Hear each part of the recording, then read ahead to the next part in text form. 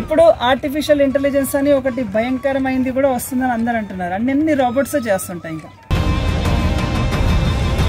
పూర్వం అంత డబ్బులు సంపాదించే వాళ్ళు కారు కూడా, బట్ దే వర్ హ్యాపీ.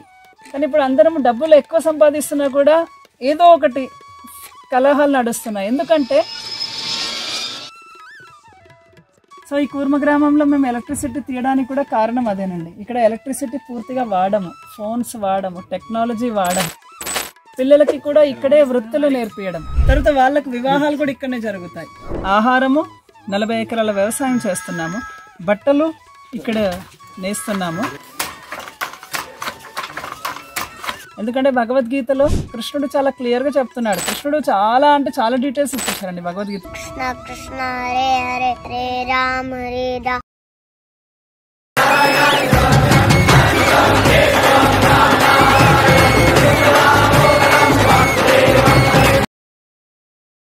శ్రీకాకుళంకి రావడం నా మనసుకి ఎంతో నచ్చింది. నేను ఇక్కడ వచ్చిన పర్పస్ ఒకటైతే కానీ ఇక్కడ నేను చూసిన ప్రదేశాలు నిజంగా నన్ను మైమరిపింపజేశాయి. నిజంగా నాకు పల్లెలంటే చాలా ఇష్టం. అందులోనూ మన పెద్దలు చెప్పినట్టుగా పల్లెలే దేశానికి పట్టు కొమ్మలు అనేది నాకు నిజంగా నచ్చిన మంచి మాట. అది నిజం కూడాను. పల్లెలన్నా పల్లె మనుషులన్నా నాకు చాలా ఇష్టం. వారితో ఒక్కసారైనా మాట్లాడాలని, కనెక్ట్ అవ్వాలని అనిపిస్తుంటుంది. బహుశా నాకే కాదు, పల్లెలు అన్న, పల్లె మట్టి వాసన అన్న ఎవరికి నచ్చదు చెప్పండి. మన భారతదేశం అంటేనే పల్లె. ఇంతకీ మీకు మొదటి ఎపిసోడ్ శ్రీకాకుళం జిల్లా సిరీస్లో చెప్పినట్టుగా ఇప్పుడు మీకు ఒక అద్భుతమైన అందమైన పల్లెటూరుని పరిచయం చేయబోతున్నాను. పల్లెటూరు అనే కంటే కూడా అసలైన జీవన విధానాన్ని అనుసరిస్తున్న గ్రామం అని చెప్పొచ్చు. అదే కూర్మ గ్రామం.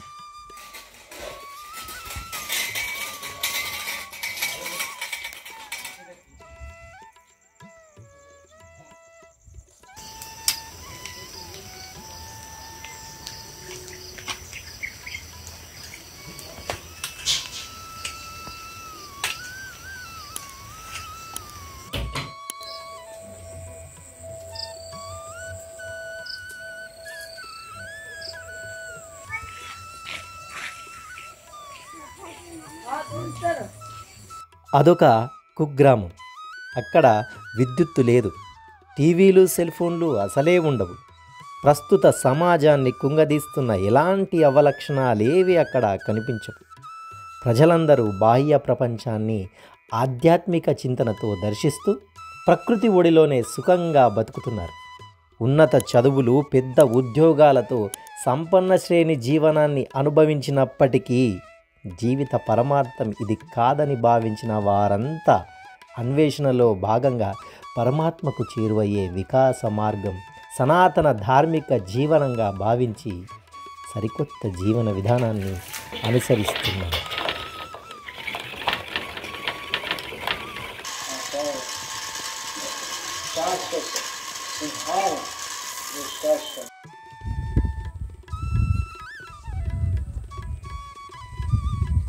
ఇప్పుడు మనం చూస్తున్నాయి గృహస్థ ఆశ్రమాలు.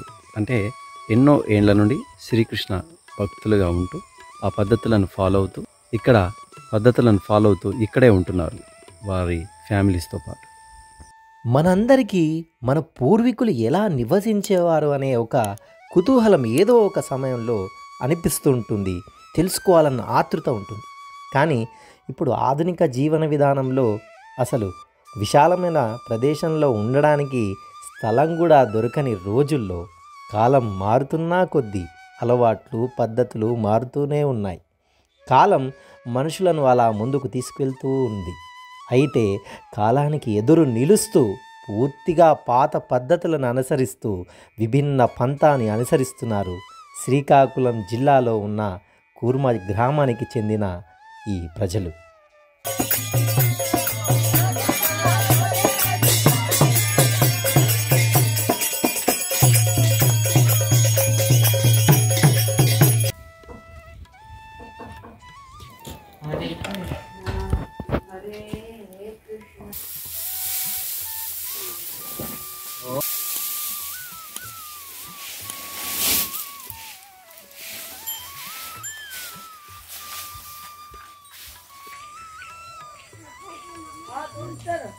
ఈ కూర్మ గ్రామానికి నేను రావాలని ఎప్పటి నుంచో అనుకుంటూ ఉన్నాను.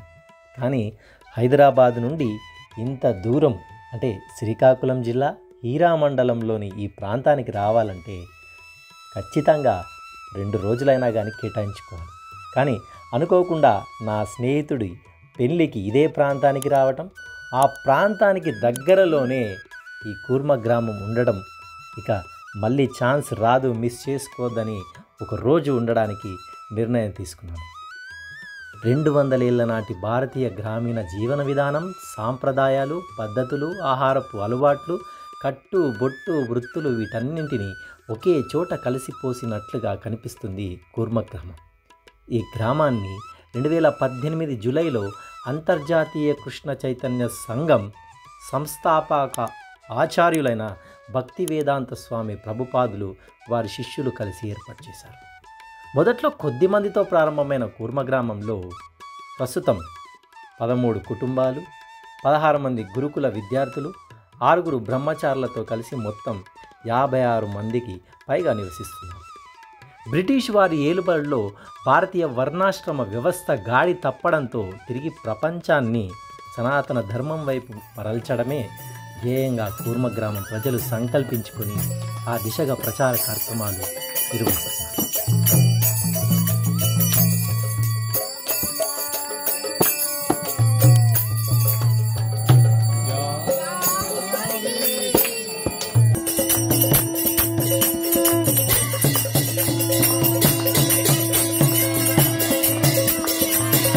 ఒక్కసారి చూడండి, ఇక్కడ ఎక్కడా చూసినా బావులే కనిపిస్తాయి.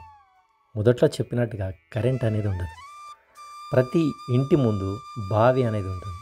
ఆ బావి తాగునీటి అవసరాల కోసము వాడుకుంటారు. అలాగే వీరు పండించుకునే పంటల కోసము ప్రత్యేకంగా ఒక చెరువు నిర్మాణాన్ని కూడా వీరు నిర్మించుకున్నారు.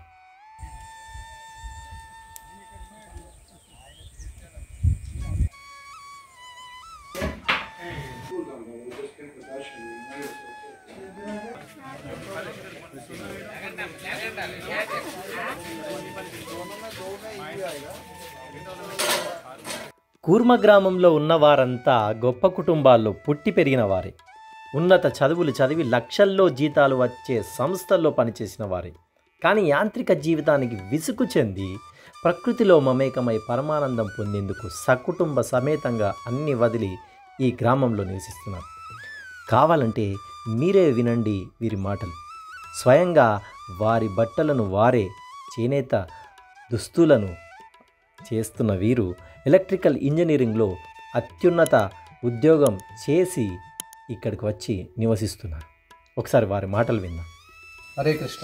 నా పేరు గౌర్ గోపాల్ దాస్. నేను 2015లో జాయిన్ అయ్యా ఈ ఆశ్రమం. అంతకుముందు ఎలక్ట్రానిక్స్ ఇంజనీర్గా నెట్వర్కింగ్ కంపెనీస్లో 17 years వేరే వేరే మల్టీనేషనల్ కంపెనీలో జాబ్ చేస్తూ ఇలా భక్తియుక్త సేవలో కనెక్ట్ అయ్యి ఎప్పుడైతే ఈ ఆశ్రమం గురించి 2014లో నాకు అర్థమైంది.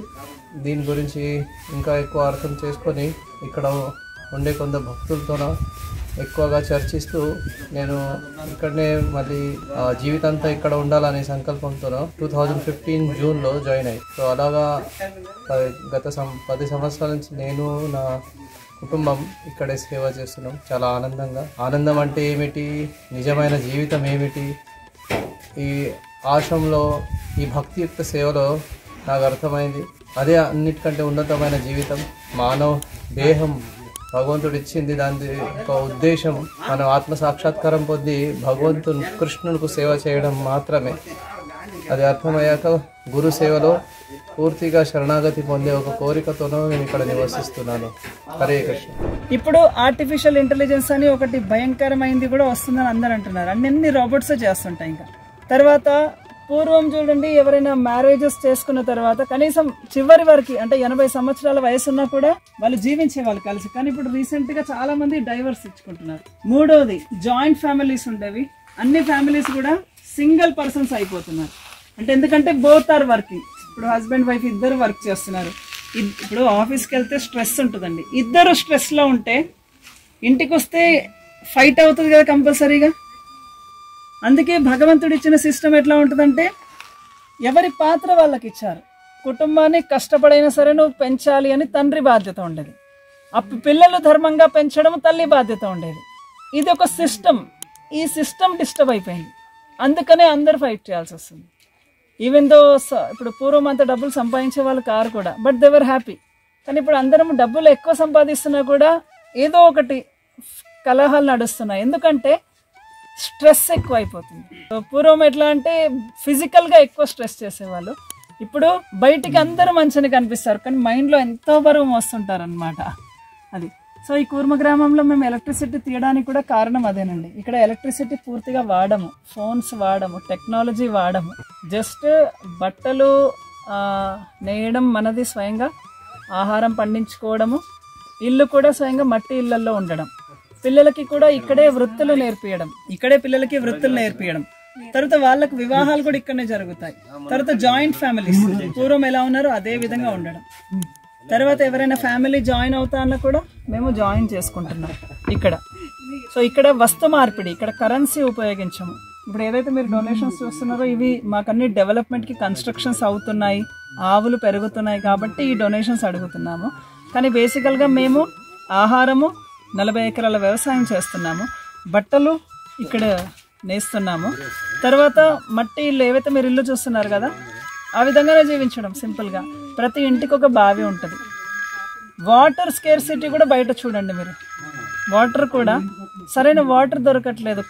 వేరే వేరే కంపెనీస్ వచ్చాయి, మీకు న్యాచురల్ వాటర్ ఇస్తామని థౌజండ్స్ లాక్స్ కూడా ఖర్చు పెడుతున్నారు వాటర్కి. అంటే సరైన వాటర్ దొరకట్లేదు బయట.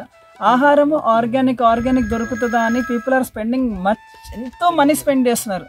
కానీ ఎంత ఆర్గానిక్ అయినా కూడా ట్రాక్టర్స్ వాడాలి, పెస్టిసైడ్స్ వాడాలి, ఎంత ఆర్గానిక్ అయినా సరే. కానీ పూర్వం ఉన్నట్టే ఆ గోమూత్రంతో ఆవు పేడతోటి ఇలా వ్యవసాయం చేయడము, కషాయాలతోటి పెస్టిసైడ్స్ లాగా వాడడం ఇట్లా ఎవరు చేయరు. ఎంత ఆర్గానిక్ ఉన్నా కూడా అందులో మళ్ళీ కొంచెము మనము టెక్నాలజీని మిక్స్ చేయాల్సిందే. కానీ మేము ఈ యొక్క ఆధునిక ఏదైతే కరెంట్ ఉంది కదా ఇది ఆఫ్ చేసాం కాబట్టి, మెషిన్స్ని యూజ్ చేయట్లేదు కాబట్టి అన్ని చేతులతోటే చేయాలి ఇంకా. సో అందుకని మనము ఇక్కడ అంటే టైంకి పడుకుంటాం, 8:15కి 8:30కి పడుకుంటాం, మళ్ళీ 3:30-4 గంటలకు లేస్తాము. 4:30 వరకు అందరం టెంపుల్కి వచ్చేస్తామండి. మీరు రాధాకృష్ణ గుడి చూసారు కదా, చిన్న కర్టెన్ ఉంటుంది, ఇటు ఆడవాళ్ళు కూర్చుంటారు, ఇటు మగవాళ్ళు కూర్చుంటారు. 7 గంటల వరకు మా స్పిరిచువల్ ప్రోగ్రామ్స్ ఉంటాయి, హరే కృష్ణ మంత్ర చాంటింగ్. ఎందుకంటే భగవద్గీతలో కృష్ణుడు చాలా క్లియర్గా చెప్తున్నాడు. కృష్ణుడు చాలా డీటెయిల్స్ ఇచ్చేసారండి భగవద్గీతలో. లైఫ్ స్టైల్ ఇచ్చాడు, ఇమోషనల్ ఫీలింగ్స్ని ఎట్లా నియంత్రించుకోవాలి, ఒక ఫ్యామిలీ లైఫ్ ఎలా ఉండాలి, ఆర్థిక వ్యవస్థ ఎలా ఉండాలి, అన్ని భగవద్గీతలో చెప్పారు. యాక్చువల్గా అది లా బుక్. కానీ మనిషి ఏంటంటే పాపం అంటే ఎలా అంటే ఇప్పుడు సపోజ్ ఇప్పుడు మన ఒంటికి ఇక్కడ సడన్గా ఏదో బబుల్ వచ్చింది, ఇక్కడ ఒక చిన్న పుండు అయింది, దీనికి ఆయింట్మెంట్ పెడతాం. అది ఇక్కడ కాకుండా మళ్ళీ ఇక్కడ స్టార్ట్ అవుతుంది, ఇక్కడ ఆయింట్మెంట్ పెడతాం. ఇలా మనం ఆయింట్మెంట్స్ పెడుతూ పోతున్నాము. రూట్ కాజ్ ఏంటిది? కడుపులో ఇన్ఫెక్షన్ ఉంది, దాన్ని ఎవరు ఐడెంటిఫై చేయట్లేదు. కృష్ణుడు ఈ ఇన్ఫెక్షన్ గురించి చెప్తాడు. కానీ బయట ఇప్పుడు ఏమైపోయిందంటే ప్యాచెస్ వర్క్ చేస్తూనే ఉన్నారు. ఇప్పుడు ఆ ప్యాచెస్ వర్క్ నడవదన్నమాట. యాక్చువల్గా రూట్ ప్రాబ్లం ఏంటంటే design is wrong, design itself is a wrong అనమాట. ఆ డిజైనే భూమి ఆవులకి కనెక్టెడ్ ఉంటే డిజైన్ కరెక్ట్ ఉంటుంది. ఈ రెండింటిని తీసేశారనుకోండి ఫెయిల్ అయిపోతుంది. మేబీ రన్ అవ్వచ్చు. ఇప్పుడు 2012లో స్మార్ట్ ఫోన్స్ ఆండ్రాయిడ్ వచ్చాయి, ఇంకొక 30 years వెళ్తుండొచ్చు. ఆ తర్వాత సర్వైవ్ అవ్వలేరు అందరు, ఎందుకంటే ఇప్పుడే చాలా రీహాబిటేషన్ సెంటర్స్ వచ్చాయి.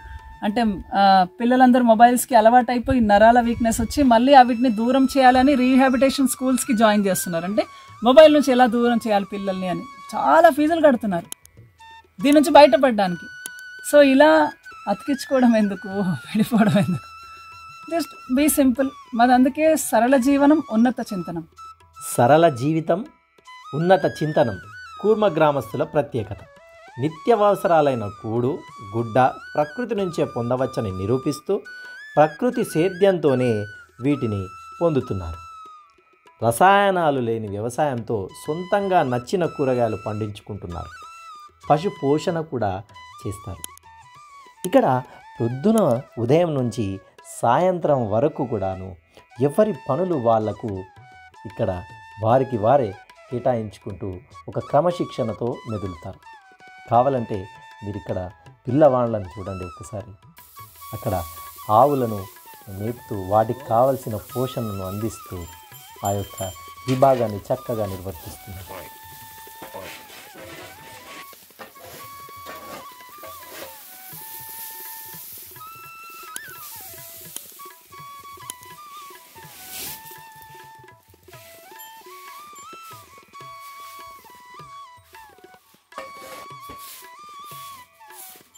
కూర్మ గ్రామంలో విద్య వర్ణాశ్రమ విధానంలో ఉంటుంది. విద్యార్థులు తెలుగు, సంస్కృతం, ఆంగ్లము, హిందీలో అనర్గళంగా మాట్లాడతారు.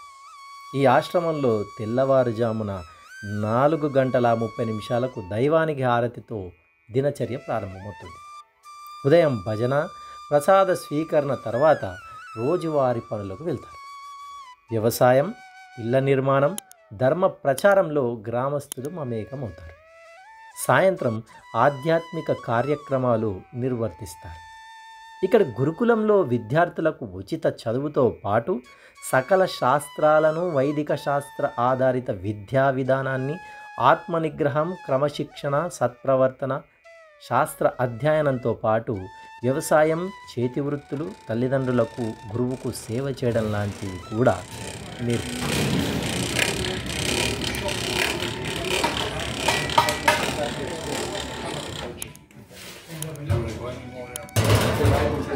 We came to one temple, we didn't the way. We didn't the going through that. So కూర్మ గ్రామం గురించి తెలుసుకున్న ఎంతోమంది ఇతర ప్రాంత వాసులు ఇక్కడికి వచ్చి ప్రజలు పాటిస్తున్న పద్ధతులను చూసి మురిసిపోతుంటారు. అందులో కొంతమంది రకరకాల ప్రశ్నలు కూడా అడుగుతుంటారు. దానికి సంయమనంతో ఇక్కడి వారు జవాబులు కూడా ఇస్తూ ఉంటారు. ప్రపంచమంతా ఆధునిక జీవన విధానంతో ఉన్నతంగా జీవిస్తూ ఉంటే ప్రకృతి సిద్ధ జీవితంతో కూర్మ గ్రామస్తులు అందరికీ ఆదర్శంగా నిలుస్తున్నారనడంలో ఎలాంటి సందేహము, అతిశయోక్తి లేదు. నేను మీ ఆదిత్య, మీరు చూస్తున్నారు ఆదిత్యాస్ ట్రావెల్ టేల్స్. జీవితపు ప్రయాణ సమాహారమే ఈ మన ఛానల్. మీకు కూర్మ గ్రామానికి సంబంధించిన ఈ ఎపిసోడ్ నచ్చినట్లయితే లైక్, షేర్ అండ్ సబ్స్క్రైబ్ చేసి నలుగురితో ఈ మంచి విషయాన్ని పంచుకోండి. మీకు మరొక్క ఎపిసోడ్తో మళ్ళీ వచ్చే వారం కలుసుకుందాం. అంతవరకు నేను మీ ఆదిత్య. జై హింద్. ధన్యవాదాలు.